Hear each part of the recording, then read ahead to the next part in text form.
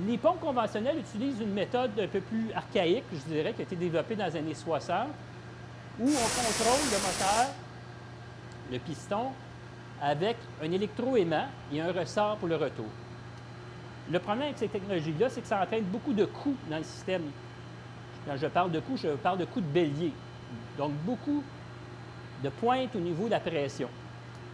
Cette pointe-là, ce que ça fait, c'est que ça endommage la mécanique dans la tête de la pompe. Donc, ça entraîne beaucoup plus d'usure prématurée. Il faut changer ces pièces-là de façon beaucoup plus régulière sur une pompe conventionnelle. Les nouvelles pompes utilisent un moteur à vitesse variable, un moteur pas à pas. Donc, le mouvement de la pompe se fait en douceur. Okay? Ça n'entraîne pas de coût dans la mécanique, donc beaucoup moins d'entretien. Deuxième élément, c'est l'utilisation de la pompe. Une pompe conventionnelle est très difficile d'ajuster. Il faut ajuster deux boutons, un bouton pour la course, un bouton pour la fréquence. Regardez sur une charte pour voir ce que ça donne au niveau du rapport des deux courbes. C'est très, très difficile à ajuster. Ces pompes-là utilisent un ordinateur pour contrôler la fréquence de la pompe. La course est toujours à 100 mais la fréquence est variable.